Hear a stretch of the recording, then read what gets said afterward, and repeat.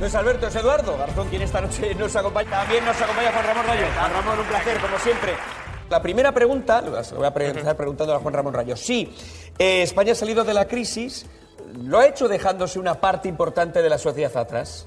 Bueno, efectivamente hay gente que se ha quedado atrás. En España hay 4 millones de personas que no tienen empleo y 4 millones de personas que tienen un empleo precario. Es decir, lo que necesitamos no solo es crecimiento, que lo necesitamos, sino sobre todo un crecimiento que sea inclusivo. ¿Inclusivo para quién? Pues para los parados y para los que tienen un contrato temporal. ¿Y quiénes son esas personas paradas y con contrato temporal? Pues en un alto porcentaje son personas jóvenes y sin formación.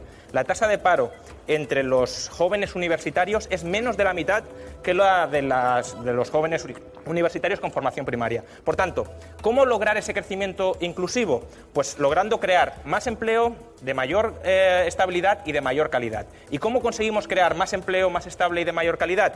Primero, consolidando la recuperación. Sin crecimiento no hay creación de empleo. Segundo, porque la recuperación por sí sola no basta. Segundo, flexibilizando, liberalizando el mercado laboral para que los empresarios no tengan incentivos a recurrir abusivamente a la contratación temporal en lugar de la contratación indefinida. Y tercero, fomentando una ampliación de la calidad y de la accesibilidad al mercado educativo. ¿Y cómo se consigue esto? Con mayor libertad educativa. Por ejemplo, en la Comunidad de Madrid, la señora Cristina Cifuentes está bloqueando varios proyectos universitarios que pretenden mejorar la calidad de la enseñanza y abaratar la enseñanza universitaria para que sea accesible a todo el mundo. Y la señora Cifuentes, por motivos sectariamente ideológicos, los está bloqueando. Eso no es libertad educativa, eso es un ataque frontal a la libertad educativa que termina repercutiendo en un empeoramiento de la calidad educativa. Me voy a ir con esa misma pregunta para Eduardo Garzón. ¿Quién se ha quedado fuera de la recuperación? ¿Va a llegar a todas las capas? ¿Qué podemos hacer para que la gente que tanto ha sufrido durante la crisis se reincorpore a estos beneficios que parece que solo llegan a los empresarios a día de hoy? Claro, hay que tener en cuenta que lo que llamamos recuperación económica no solo es débil, sino que evidentemente no llega a todas las capas de la población. Vemos que hay gente que evidentemente la que no está trabajando no acaba obteniendo los frutos de la mínima recuperación que se pueda dar, pero es que además también hay que tener en cuenta que se ha reconfigurado el modelo económico español a raíz de todos estos años de crisis, porque se han aplicado políticas de austeridad bastante agresivas en determinados ámbitos que han provocado, a su vez, que haya personas que tengan hoy día menos pensiones a la hora de cobrar y menor capacidad adquisitiva. Haya personas que cuando acceden a un puesto de trabajo, su salario y sus condiciones laborales dejen mucho que desear. Eso es causado por políticas muy determinadas que han sido aplicadas y, como digo, caso, por ejemplo, la reforma fiscal del año 2010, ¿no? Se abarató el despido objetivo, en la del 2012 de Rajoy abarató el despido improcedente, todo eso ha acabado mermando las posibilidades de obtener un empleo de calidad, ¿no? Por lo tanto, hay que tener en cuenta que no ha sido la crisis la que ha provocado que haya quedado gente fuera del bienestar, sino que además han aplicado políticas de austeridad que han todavía ahondado más el problema, ¿no? Entonces, la solución, lo que deberíamos hacer es revertir bastante las políticas de austeridad que se hayan hecho, también rediseñar una nueva legislación laboral para que los trabajadores tengan unas condiciones laborales aceptables y dignas, que es que esto no ocurre en la mayoría de los países en los que nos encontramos alrededor en la Unión Europea, y evidentemente hay que ampliar también la capacidad adquisitiva de la población a través de políticas de redistribución y también de predistribución, es decir, en el momento que se genera la renta, por ejemplo, salarios y beneficios, darle más margen a los salarios y no tanto a los beneficios como hoy día ocurre en muchos ámbitos. Parece que los beneficios han crecido mucho y los salarios muy poco.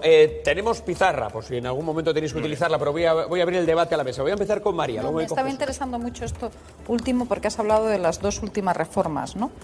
2009, ¿no? 2010. Perdón, 2010, efectivamente, y la última de Rajoy.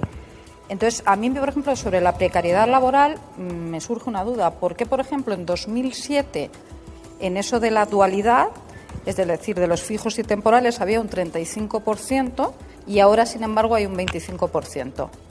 Me da la sensación de que no ha precarizado en ese sentido mucho, ¿no?, la situación.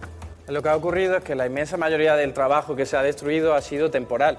Entonces, claro, se ha mantenido el indefinido y el temporal, que era muy elevado, ha caído. Pero ahora, si nos fijamos en los datos de nueva creación de empleo, no la que había antes, que evidentemente sigue habiendo más indefinidos que temporales, vemos que de cada 10 nuevos contratos, 9 son temporales. Ahora los datos hay que decir que de los nuevos contratos, más del 50%, de los nuevos, no vamos a hablar de la acumulación, no sé si Juan Ramón tiene estos datos también, más del 50% son fijos. Sí, a ver, de cada mes, cerca del 90% de los contratos son temporales. De los nuevos contratos. No de vamos todos a los hablar contratos de cada mes. de contratos, que esa es la trampa. Hay que aclarar, es que no hay otra forma de medirlo. Yo te vuelvo a decir que si yo tengo un contrato fijo y voy sumando contratos, evidentemente ahí está la trampa. A ver, da igual, porque fíjate, mira, el artículo 15 del Estatuto de Trabajadores dice que el contrato temporal debe ser la excepción, que ni siquiera tiene que estar justificado porque haya ventas en Navidad. No digáis que se están suscribiendo más porque no fraude es lo mismo. laboral, hay fraude laboral. Yo le he explicado 20.000 veces aquí la trampa esa, es decir, si somos 6 personas y 5 tenemos contrato fijo y uno temporal, al final va a haber muchos más contratos temporales que fijos. Pero es que no tendría que haber ni 9, ni 8, pero ni 7. Pero entonces no me hables de las estadísticas en ese sentido, quiero decir, porque es engañar, o sea...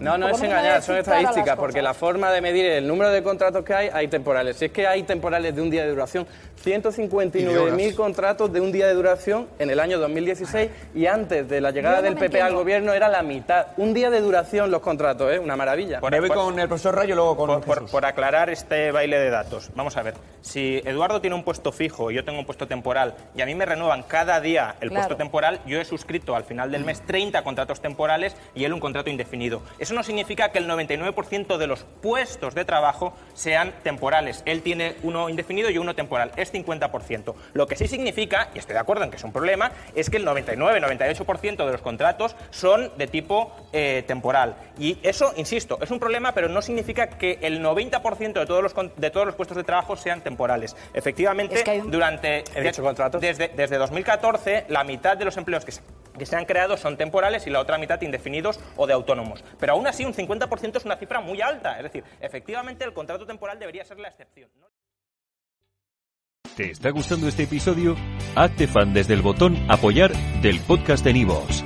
Elige tu aportación y podrás escuchar este y el resto de sus episodios extra. Además, ayudarás a su productor a seguir creando contenido con la misma pasión y dedicación.